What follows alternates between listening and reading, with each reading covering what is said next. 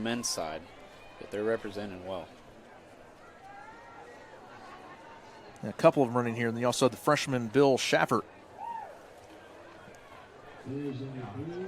Addison, what are the different strategies for pacing during this event when it comes to coming out fast versus staying in the middle or back of the pack?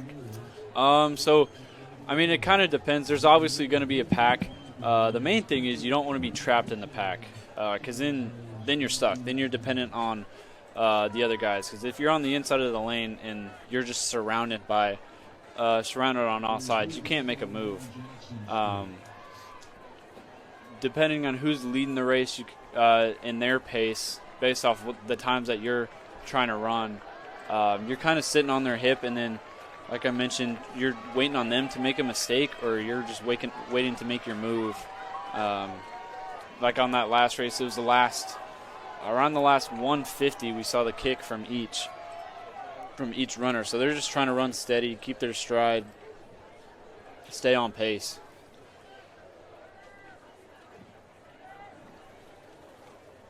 Alan Corder not even in the top 8.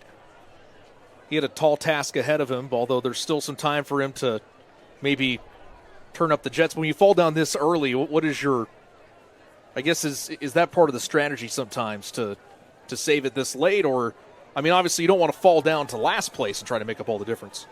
Yeah.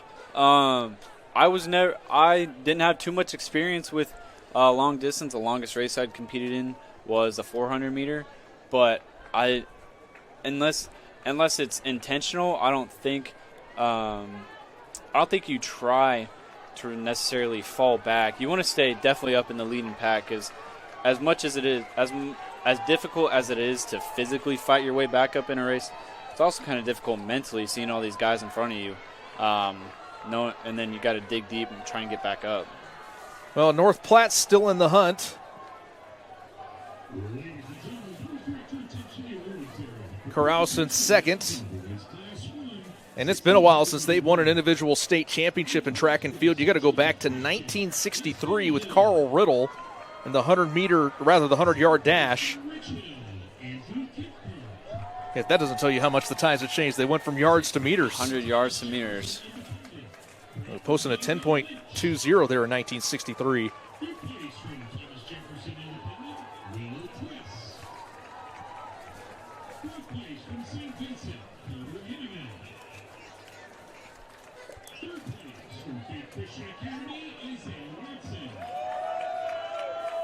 And here they go into turn number 3.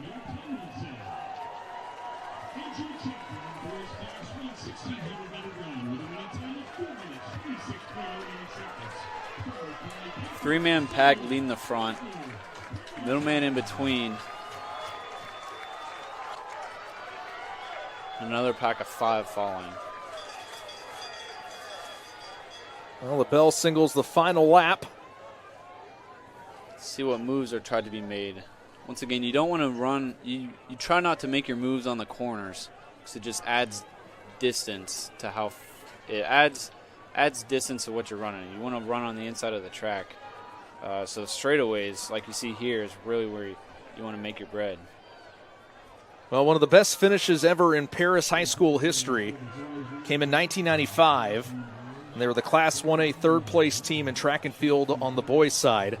Their highest ever finish, you got to go to girls basketball, 1980, second place. But they've never had an individual champion in the 1,600-meter race. It's a big kick coming around. Here we go. Can history be made for Landon Chapman all the way home? It's a 16-second PR. Wow. What a race. And that is just the second individual state champion for Paris track and field in this millennium. You got the only other time in 2016 they won the 4x200 meter relay.